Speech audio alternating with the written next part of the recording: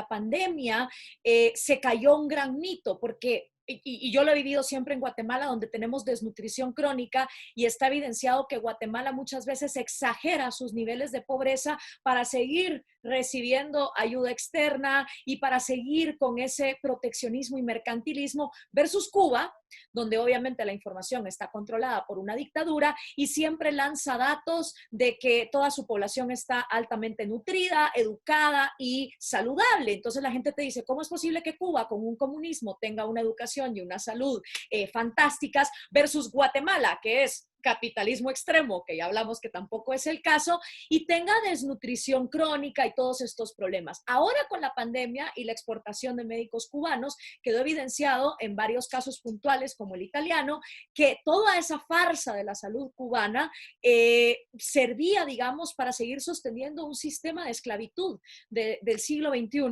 con médicos que ni siquiera estaban preparados para atender esa pandemia. Entonces, ¿crees tú que ese tipo de ejemplos de decir, bueno, ok, pero si en Latinoamérica con el comunismo hay gente saludable y educada versus con capitalismo sigue habiendo pobreza, mejor me voy con el comunismo?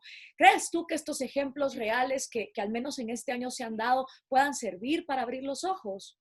Yo creo que sí, yo creo que sí. Yo recuerdo un viaje a Cuba en el que yo mismo venía con la imagen de que se repite constantemente en Europa y que tienen una sanidad maravillosa, ¿no? Y, y recuerdo que llegué y me dijo la persona que llevaba el coche, nos decía, solamente le recomiendo que no se ponga enfermo, ¿m? Porque la sanidad aquí es aparentemente buena, pero solamente para los extranjeros, los ricos y los políticos. Para el resto, nada, ¿no? Y entonces hizo una cosa muy sorprendente, que fue, no pudimos entrar, pero fue pasar por un hospital, ¿no? Y cuando vi el hospital, claro, nosotros en un país, sea Guatemala, sea Colombia, sea México, no somos conscientes de lo que es un hospital público cubano, que es literalmente un erial. Entonces, es muy importante este tipo de ejemplos para desmontar las falacias de la propaganda, porque el socialismo es propaganda. El socialismo nunca utiliza otra argumentación que la propaganda y la represión. Y hay otra evidencia, es otra evidencia. Si en Cuba tuviesen la mejor sanidad, la mejor educación y estuviese todo el mundo alimentado, no tendrían que poner limitaciones a que la gente se fuese del país, porque lo que tendrían que tener es una política de evitar la inmigración ante semejante éxito. Pero resulta, oh sorpresa, que tienes países en donde el gobierno lo que está haciendo es limitar, es prohibir que la gente se escape del país. ¿Cómo te vas a escapar de un paraíso tan maravilloso?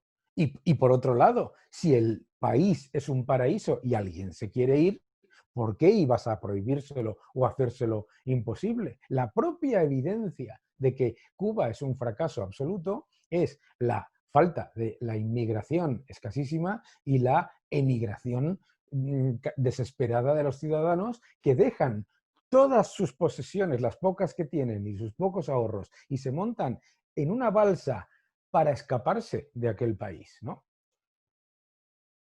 Y precisamente a esa evidencia es a la que muchos todavía quieren renegar, y fue el caso, por ejemplo, de Carolina Cox, una líder comunista chilena, que de hecho fue parte de las protestas en Chile, que se quedó atrapada durante la pandemia en Cuba y empezó a pedir a gritos que por favor la sacaran de ahí, siendo ella comunista, porque no había ni agua ni jabón. Entonces ahí queda, digamos, esa evidencia.